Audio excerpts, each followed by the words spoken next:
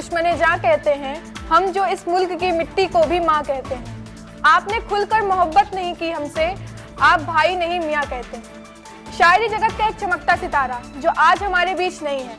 नमस्कार, मैं रुचि तिवारी, स्वागत है आपका IMT न्यूज में। शायरी जगत का एक ऐसा चमकता सितारा जिसका जन्म 26 नवंबर 1952 को उत्तर प्रदेश के रायबरेली में हुआ था। उनका पूरा नाम सैयद मुनव्वर अली था। उनके पिता का नाम अनवर राणा और माता का नाम आयशा खातून था। उन्होंने अपने अधिक जीवन कोलकाता, पश्चिम बंगाल में बिताया। उन्होंने अपनी शिक्षा दीक्षा कोलकाता से की। भारत के विभाजन के बाद उनके सगे संबंधी पाकिस्तान चले गए, लेकिन उनके पिता ने अपने देश प्रेम के चलते भारत में रहने का निर्णय लिया। मुनव्वर राणा के जीवन में मोड़ तब आया जब उन्होंने कोलकाता में रहते नक्सलवादियों से हाथ मिलाया। उनके पिता को जब इस बात की जानकारी हुई तब मुनव्वर राणा को घर से निकाल दिया। मुनव्वर राणा ने 2 वर्ष तक अपना जीवन गुमनामी में जिया।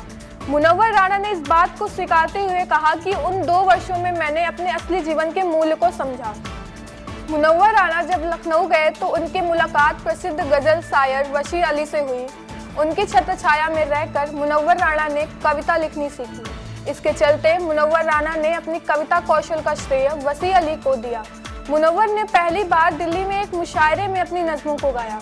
हिंदी और अवधी भाषा के शब्दों के प्रयोग से अपने नज़्मों में संवेदनशील मुद्दों को चित्रित करने के लिए जाने जाते हैं। मुनव्वर राणा को अपनी माँ से बहुत अधिक प्रेम था।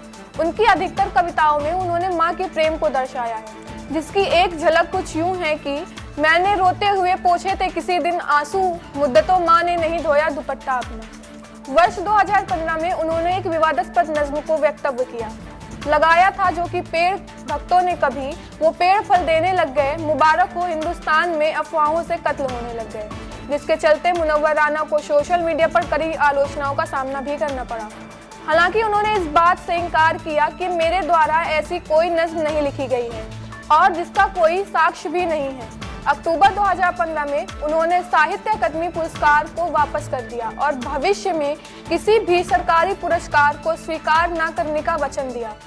इस विवादास्पद बयान से मीडिया और सोशल मीडिया में कड़ी आलोचनाओं का सामना करना पड़ा। मुनव्वर राणा को बहुत से साहित्यिक पुरस्कार एवं सम्मान से नवाजा गया है।